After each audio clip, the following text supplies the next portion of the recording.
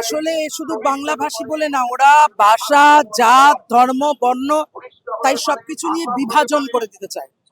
মানুষে মানুষে বিভাজন করে দিতে চায়। এক দেশ, এক ভাষা, এক নেতা, এসব চাপিয়ে দিতে চায়। আর আমরা এর বিরোধী। আমরা মনে করি নানা ভাষা, নানা মত, নানা পরিধান, বিবিধের মাঝে দেখো মিলন মহান। এটাই আমার ভারত, এটাই ভারতের ঐতিহ্য। ধর্ম মানুষের ব্যক্তিগত ব্যাপার, সেটা আলাদা প্রশ্ন। ভাষা মানুষের নিজস্ব। এই ভাষা মোদের গরব মোদের আশা, আমরি বাংলা ভাষা। এই বাংলা ভাষাকে যা খুশি তাই বলা যায় নাকি?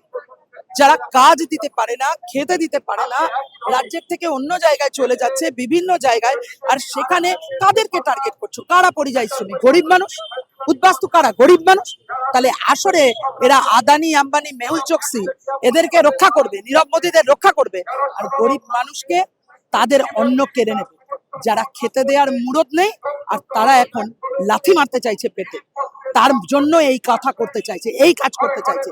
বাংলার ঐতিহ্য, বাঙালির ঐতিহ্য, দেশের ঐতিহ্য তাকে নষ্ট করতে চাইছে। আমরা এর বিরুদ্ধে। তাই বিজেপি, তৃণমূল এরা উভয়ে এই পরিযায়ী শ্রমিকদের উপর আক্রমণ করছে। আমরা আর বাংলা ভাষার উপর আক্রমণ করছে বিজেপি। বাংলা ভাষার উপর আক্রমণ, পরিযায়ী শ্রমিকদের উপর আক্রমণ, উদ্বাস্তু মানুষের উপর আক্রমণ।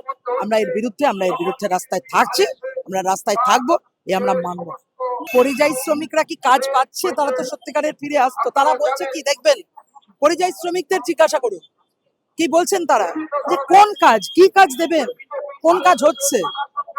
সব মুখে গল্প বলে আর বিজ্ঞাপন দিয়ে কোনো লাভ নেই। উনি শুধু বিজ্ঞাপনে বিশ্বাস করেন। কাজ করতে হবে। আসলে কোনো কাজ নেই বাংলায়। এটাই বাংলার এখন কাজ নেই। বাংলায় নেই, ভারতেও তাই। একের পর এক ছোট কল কারখানা, অসংগঠিত ক্ষেত্র, আর তার জন্য কাজ দিতে পারছে না বলে বিজেপি সরকার, আরএসএস সরকার লেবার কোড করছে, শ্রম কোড করছে, যাতে শ্রমিকের অধিকার কেড়ে নেওয়া যায়। এর বিরুদ্ধে বামপন্থীরা রাস্তায় আছে, আমরা রাস্তায় আছি, রাস্তায় থেকেই এই লড়াই চলবে। এইটাই বলছি আমরা, যে নাগরিকত্ব কেউ কাউকে দান করে, এইটাই আমরা বলছি। যেসব করা যায় না, সরকারের কাজ খেতে দেয়া, সরকারের কাজ শিক্ষা, স্বাস্থ্য, বাসস্থান, কে কোন ভাষায় কথা বললো সেটা দেখার কথা সরকারের না। সরকারের কাজ, সেই কাজগুলো করতে পারছে না, দিতে পারছে না। মানুষের ক্ষোভ, তাকে বিপথে পরিচালিত করার জন্য এই কাজগুলো করছে।